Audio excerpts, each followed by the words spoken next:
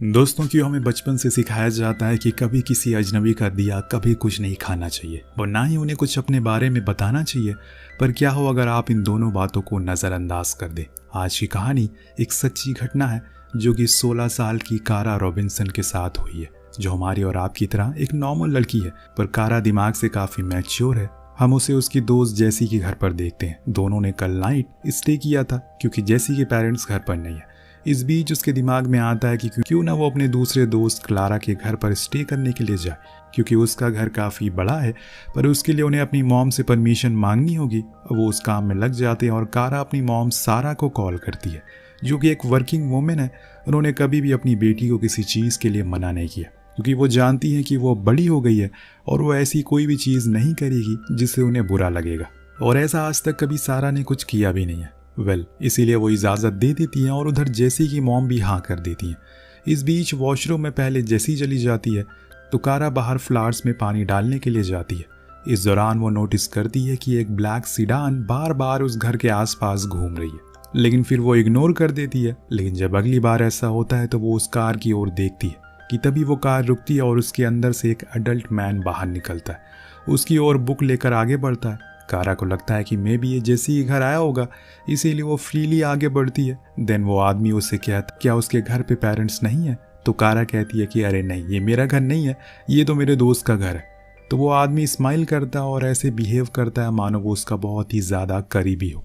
Then वो फिर इसी सवाल को थोड़े अलग ढंग से पूछता है, क्या उसके दोस्त के घर पर उसके पेरेंट्स नहीं है, तो कारा कहती है कि नहीं। जी हाँ, यही वो गलती कर देती है और उस बेचारी को कहाँ पता था कि सच बोलने की इतनी बड़ी कीमत चुकानी पड़ जाएगी। वो आदमी उसके नेक पर बंदूक तान देता और करीब आकर कहता है कि चुपचाप कार में जाकर बैठ जाओ वरना यहीं शूट कर दूंगा। कारा एकदम फ्रीज हो जाती है, उसे कोई भी आइडिया नहीं होता कि ये सब क्या हो रहा है। उस टाइम उसे जो सही लगा उसने वही किया। वो चुपचाप जाकर उस कार में बैठ गई। अगर वो चिल्ला देती तो शायद नतीजा कुछ और होता, लेकिन क्या होता अगर उसे ऐसा करने पर वो बंदा उसे गोली मार देता। सिक्के के दो पहलू भी हो सकते हैं।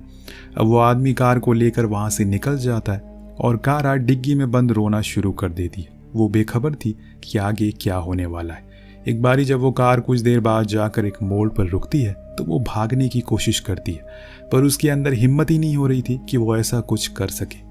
इतने में वो आदमी आकर उसके हाथ पैर बांध देता और उसको एक ट्यूब के अंदर बैठा देता है। देन वो फिर अपने घर की ओर निकल जाता है और यहाँ से कारा की जिंदगी की किताब में कुछ ऐसे पन्ने जुड़ने वाले हैं जिससे वो जब जब पढ़ेगी तब तब खुद को कोसेगी कि काश वो दिन चिल्ला देती। उधर जब जेसी नहाकर बाहर आती है तो देखती है कि वहाँ पर कारा नहीं है, पानी गिर रहा है। ऐसे वो बिना बताए तो कहीं नहीं जा सकती, उसे कुछ बैड वाइब्स आ रही थी, इसीलिए वो उसकी मॉम को कॉल करके सब कुछ बता देती है, जो बिना देरी किए पुलिस कंप्लेन कर देती है, जो कि जेसी के घर पहुंचती है। लेकिन वो पुलिस वाले उसकी बात पर यकीन ही नहीं कर रहे थे। उन्हें लग रहा था कि वो खुद की मर्जी से घर से भाग गई या फिर अपने बॉयफ्रेंड के साथ कहीं चली गई। अब यहाँ सारा रायन को भी कॉल करके पूछती है, जो कारा का बॉयफ्रेंड है, पर वो इनकार करता है कि ऐसा कुछ भी नहीं हुआ, पर फिर भी वो मानने को राजी नहीं थे। उधर कारा घर पहुंच गई थी। वो आदमी उसे ट्यूब से बाहर निकालता है और बेडरूम में ले जाकर बैठा देता है, जहाँ कारा नोटिस करती है कि वहाँ पर काफ़ी अजीब सी चीज़ें पड़ी हुई है जो किसी को तकलीफ देने के काम आती है। खैर इसके बाद वो बंदा एक नोटबुक लेकर आता है, उससे सवाल करना शुरू कर देता है, जैसे कि उसके पेरेंट्स का नाम, उसके एड्रेस, उनका फ़ोन नंबर, वो कहाँ तक पढ़ी है, क्या वो वर्जिन है, सब कुछ। यहाँ तक कि वो उसके बॉडी मेजरमेंट भी पूछता है। उस आदमी की नज़रों में हम हैवानियत को अच्छे से देख पाते हैं। वो कोई कसर नहीं कर रहा था ये साबित करने में कि वो किस कदर पागल है लड़कियों के पीछे, ये जानते हुए कारा उसकी बेटी की उम्र की है। खैर कारा सब कुछ बता देती है। उसने फिर वो आदमी कहता है कि तुम्हें अब जो भी मैं कहूँगा वो मानना पड़ेगा और मुझे मिस्टर कहकर पुकारना होगा। अगर कोई भी चालाकी की, भागने की या फिर कुछ उल्टा सीधा करने की कोशिश करी तो मैं तुम्हें गोली मार दूंगा। ये सुनकर कारा डर जाती है, लेकिन फिर वो आदमी उसके साथ कुछ ऐसा करता है जिसका जख्म शायद कारा अपनी उम्र भर याद रखेगी। कारा की आंखों में आंसू थे। वो उसे बार बार रोकने की कोशिश करती है, लेकिन वो कहाँ मानने वाला था। सब कुछ हो जाने के बाद जब कारा अपने होश में आती है तो वो नोटिस करती है कि रूम में एक फीमेल कॉम है जिसमें बाल लगे हुए हैं, कुछ क्रीम है जो कि लड़कियां यूज़ करती हैं। इतना तो उसे कंफर्म हो गया था कि ज़रूर इस घर में लड़की है। अब इसके बाद वो उसे बाहर सोफे पर ले जाकर बैठा देता है और उसके साथ कुछ अडल्ट मूवीज़ देखता है। अब इस बीच कारा थोड़ा सोचना शुरू कर देती है कि कैसे उसे अब यहाँ से बाहर जाना है, क्योंकि जितना टाइम वो यहाँ पर गुजारेगी उसके लिए उतना ही बुरा होगा। वो बंदा तो उसके साथ परछाई की तरह चल रहा है, बस गैप मिल रहा है तो 2 या 3 मिनट का, लेकिन इतना गैप उसके लिए काफ़ी नहीं है। अब यहाँ कारा सही मौके का इंतज़ार कर रही थी, सही समय का। वो पहले उसके बारे में जानना चाहती है कि आखिर उसका नाम क्या है, वो क्या करता है, ऐसा क्यों कर रहा है। इसीलिए वो उसे बातें करना शुरू करती है, ऐसा प्रिटेंड करती है कि उसे ये सब अच्छा लग रहा है, उसे मज़ा आ रहा है। इसीलिए वो अपना नाम जॉनी बताता है और वो एक शॉप ओनर है। जब कारा उसकी फैमिली के बारे में पूछती है तो वो उसे चुप करा देता है। इतना भी बेवकूफ़ नहीं है वो, उसे अच्छे से पता है कि वो क्या जानना चाहती है। इसीलिए वो उसे एश्योर करता है कि जब मेरा मन तुमसे भर जाएगा तो मैं तुम्हें छोड़ दूंगा, पर वो कब होगा ये मैं नहीं जानता। लेकिन अगर तुम फ्री होने के बाद पुलिस के बाद गई तो सबसे पहले तुम्हारी मॉम के साथ मैं ऐसा कुछ करूंगा, वो कहीं मुंह दिखाने लायक नहीं रहेंगी।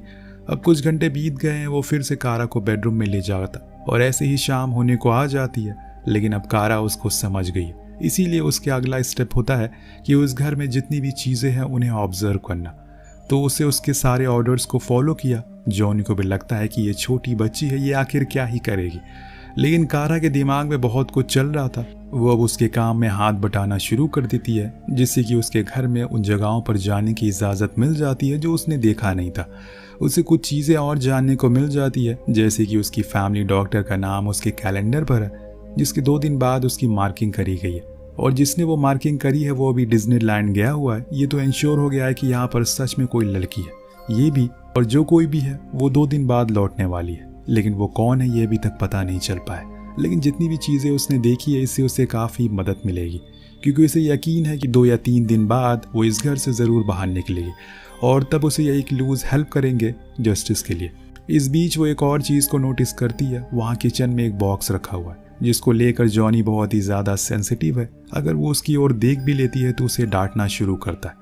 मे बी वो उसके किसी करीबी का हो। अब रात होने पर कारा के साथ फिर से बदसलूकी होती है। देन वो उसे उसी हालत में ले जाकर साथ बैठता है और न्यूज़ देखने के लिए। वो ये देखना चाहता है कि क्या कोई हेडलाइन है कारा की मिसिंग की, लेकिन अफसोस कि ऐसा कुछ भी नहीं था। वहाँ कोई ऐसी न्यूज़ नहीं आ रही थी जिसमें कारा का नाम हो, जो देखकर वो उससे कहता है कि देखो कोई भी तुम्हारी केयर नहीं करता, इसीलिए किसी को भी तुम्हारी कोई परवाह नहीं है। जो देखकर कारा भी टूट जाती है, क्योंकि उसे गुम हुए 12 घंटे से ज़्यादा का समय हो गया है।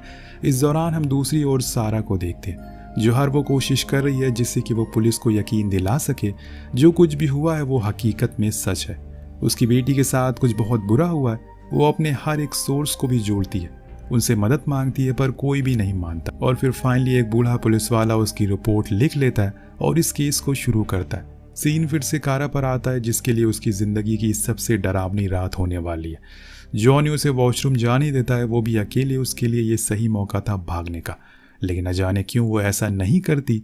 शायद ये सही टाइम नहीं है, रात भी काफ़ी हो गई और वो बाहर जाकर किससे मदद मांगेगी।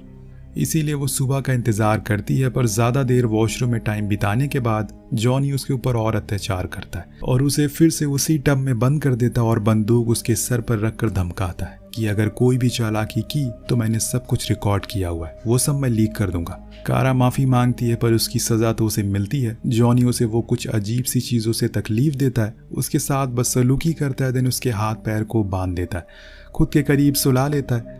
अब कारा को कुछ ही देर में नींद आ जाती है, क्योंकि आज पूरे दिन उसने बहुत झेला है। पर सुबह होते ही वो एकदम एक्टिव हो जाती है। वो नोटिस करती है कि जॉनी अभी भी सो रहा है और वो भी बेखबर नींद में। यही सही मौका, अगर उसने कुछ नहीं किया तो वो हमेशा खुद को कोसती रहेगी। इसीलिए वो जैसे तैसे करके बिना कोई आवाज़ के उस हैंडकफ के स्क्रू को ढीला कर लेती है और फिर अपने हाथों की मदद से अपने पैरों को आज़ाद कर देती है। पर अभी उसके लिए सबसे बड़ी मुसीबत है मेन गेट पर, जिसे एक बड़े से वुडन ब्लॉक से बंद कर रखा है। लेकिन वो कहते हैं ना कि जब मुसीबत हो तो वो गधा भी शेर बन जाता है। इंसान की ये फितरत है, वो जब किसी ऐसी मुसीबत में होता है तो अपनी उस ताकत का इस्तेमाल करता है जो उसने पूरी ज़िंदगी बचा कर रखी थी। यहाँ कारा भी वही इस्तेमाल करती है और पूरी जान लगाकर उस वुडन ब्लॉक को हटा देती है, जिससे कि फाइनली वो गेट खुल जाता और वो अब खुले आसमान के नीचे थी। पर अभी उसके लिए खुश होने का टाइम नहीं है, क्योंकि किसी भी समय जॉनी उठ सकता है और वो इतना पागल है कि अगर उसने उसे भागते हुए देख लिया तो पीछे से ही गोली मार देगा। इसीलिए कारा फौरन रोड के पास जाती है और एक करीब आती हुई कार को देखकर उसे रोकती है। अंदर बैठे लोगों से मदद मांगती है। वो मान जाते हैं। दिन अगले सीन में हम कारा को पुलिस स्टेशन में देखते हैं। वहाँ सब ऐसे बिहेव कर रहे थे जैसे कि उसे कोई जानता ही ना हो। सभी से कहती है कि वो पिछले 18 घंटों से गायब है, वो क्या कर रहे हो आप लोग। इसके बाद वो उनसे सब कुछ बताती है और फिर सारा को भी कॉल करके इन्फॉर्म कर दिया जाता है। पर अभी सबसे ज़्यादा ज़रूरी था जॉनी को पकड़ना, इसीलिए वो लोग कारा को लेकर उस घर के पास जाते हैं जिसका एड्रेस वो लोग बताते हैं जो कारा को यहाँ तक लेकर आए थे। वहाँ पुलिस एक बंदे से पूछताछ करते हैं। उनके मुताबिक वहाँ पर ऐसा कोई भी आदमी नहीं रहता। कारा कार से बाहर आती है और कहती है कि उसके पास बहुत सारे बर्ड हैं, वो हमेशा अपनी खिड़की को बंद करके रखता है। एक ब्लैक सीडान भी है उसके पास। दिन वो आदमी समझ जाता है कि वो किसकी बात कर रही है, तो वो उसे उसके घर के पास लेकर जाता है। लेकिन तब तक दोस्तों वो भाग चुका था, जो कि ऑब्वियसली होना ही था, क्योंकि वो जब सोकर उठा होगा तो सबसे पहले उसने कारा को ही ढूंढा होगा। खैर, अब पुलिस कारा को उस अपार्टमेंट में रह रहे सभी लोगों की फोटोज को दिखाती है जिससे कि उसकी पहचान हो सके, जिसमें से वो उसे भी पहचान जाती है। तब हमें पता चलता है कि उसका असली नाम रिचर्ड है, ना कि जॉनी, और वो यहाँ पर अपनी पत्नी के साथ रहता है। सब कुछ कंफर्म होने के बाद घर की तलाशी ली जाती है। कारा के बताई हुई सारी चीज़ सच होती है, सब कुछ वैसा का वैसा था। और फिर दोस्तों बारी आती है उस बॉक्स की जिसको लेकर रिचर्ड बहुत ही ज़्यादा सेंसिटिव था। जब पुलिस उसको खोलती है तो उसके तो होश ही उड़ जाते हैं। दरअसल कारा पहली विक्टिम नहीं थी जो ये सब झेल रही थी। उस बक्से में न जाने कितनी से कितनी उम्र की लड़कियों के सपने टूटे हुए रखे हुए थे जिन्हें रिचर्ड ने हर दिन तकलीफ दी थी, जिसमें न जाने कितनों ने खुद को मार लिया होगा या फिर रिचर्ड ने मार दिया होगा। कुछ न्यूज़पेपर कटिंग भी मिलती है पुलिस को जिसमें उसके बारे में प्रिंट था, जो कि सालों पहले मिसिंग थी। अब इस केस की सीरियसनेस को देखकर एक नया ऑफिसर इसमें ज्वाइन करता है, जिसके आने से काम और भी तेज हो गया था। उधर कारा को हॉस्पिटल लाया जाता है ये जानने के लिए कि कहीं कोई इंजरी तो नहीं हुई है, पर ऐसा कुछ नहीं था, शुक्र है। पर वो जख्म का क्या जो अंदरूनी है वो कब तक भरेगा, यही सवाल कारा के मन में बार बार आए जा रहा है। जब वो अपनी माँ से मिलती है तो वो जोर से गले लगते हैं और खूब रोते हैं। इस बीच वहाँ पर एक लेडी कॉप आकर कुछ और चीज़ें जानती है, जैसे कि उसने क्या क्या देखा। तो कारा सब कुछ डिटेल वाइज बताने लगती है। यहाँ तक उसे उसकी फैमिली डॉक्टर का नंबर भी याद है, जो देखकर सारा को यकीन नहीं होता कि उसकी बेटी इतनी बड़ी हो गई है।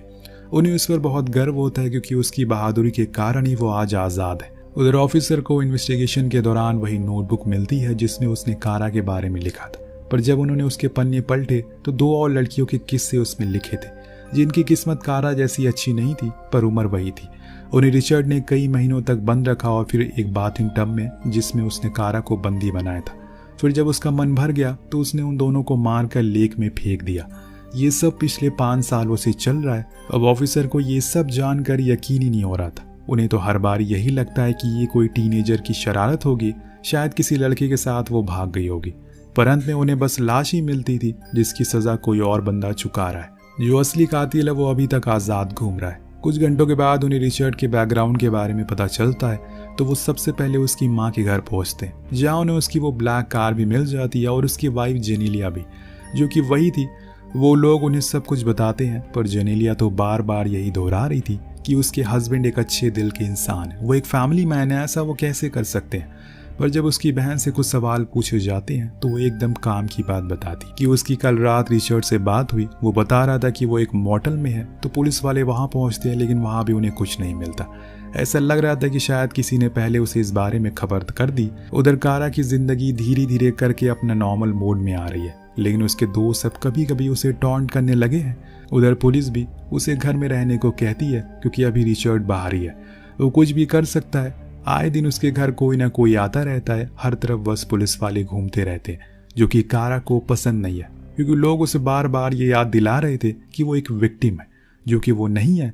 उसने बहादुरी दिखाई इसलिए आज वो जिंदा है, लेकिन लोगों का काम है कहना। वह एक दिन कारा सबसे तंग आ जाती है तो वो घर के बाहर आकर खड़ी हो जाती है। वो बूढ़ा पुलिस वाला आकर उसे मिलता है जिन्होंने शुरू में कहा था कि वो भाग गई है, और आज भी वो कारा से ऐसे बात कर रहा था जैसे कि वो विक्टिम है। पर कारा उनके सवाल का जवाब देते हुए कहती है कि उन्हें उस पर तरस खाने की कोई ज़रूरत नहीं है। अगर वो अपने काम बखूबी करता शुरुआत में तो आज उसे ये दिन देखना नहीं पड़ता। ये वो नहीं बल्कि उसका कॉन्फिडेंस बोल रहा था, जो सुनकर वो चुप हो जाता है। इसके बाद कारा वहाँ से रायन का मैच देखने के लिए जाती है क्योंकि अब वो उसे घुट घुट कर जीना नहीं चाहती। और इस बीच पुलिस को पता चलता है कि रिचर्ड फिर से सिटी के अंदर आ रहा है, इसीलिए उन्होंने चारों ओर तैनाती कर दी है, जिसमें फाइनली वो पकड़ा जाता है। लेकिन कोर्ट ट्रायल्स, जेल की सलाखें और खुद पर होने वाले अत्याचार से डर से उसने खुद को ही मार डाला, क्योंकि जब बात अपने पर आती है तो हर किसी को डर लगता है। लेकिन दोस्तों, उसे इतनी आसान मौत से कारा खुश नहीं थी। वो चाहती थी कि दुनिया उसको देखे और सीखे जो गलती उसने उस दिन की थी, वो आगे से कोई और ना करे। उसके पास वही ऑफिसर आकर बैठता है और हौसला देता है, क्योंकि उन्हें भी पता है कि शायद ये सब बहुत जल्दी हो गया, पर वो उसे कहते हैं कि तुम्हारे लिए अच्छा है कि अंत में सब कुछ सही हो गया। लेकिन कारा मन ही मन सोच रही है कि आखिर और कितने साल लगेंगे उसे इन सब को भुलाने में, जिसका जवाब उसे भी नहीं पता, क्योंकि ये कुछ ऐसी यादें हैं जो उसे हर दिन, हर महीने, हर साल कभी न कभी ज़रूर याद आएंगी और उसको इसे हैंडल करना ही होगा। पर वो रेडी है। वो अपनी मॉम से कहती है कि वो कोशिश करेगी और करके दिखाएगी। वो बहादुर है, डरपोक नहीं है। जिसके साथ इस कहानी का यहीं पर अंत होता है। दोस्तों, ये पूरी कहानी साल 2002 में अमेरिका में हुई एक सच्ची घटना पर आधारित है, जिसमें कारा नाम की 15 साल की लड़की जो 17 घंटों तक, जिसको एक 43 साल के आदमी ने अपने घर में कैद रखा, उसके साथ बदसलूकी से मारा पीटा, उसके साथ गलत काम किया और वो उसे भी मानना चाहता था जैसे उसने औरों के साथ किया, लेकिन वह बच गई। जिसके बाद उसने अपनी पूरी कहानी पूरी दुनिया के सामने बयां करी। आपको कहानी कैसी लगी नीचे कमेंट करके जरूर बताएगा। मिलते हैं अगले वीडियो में। Thank you so much watching. Peace out.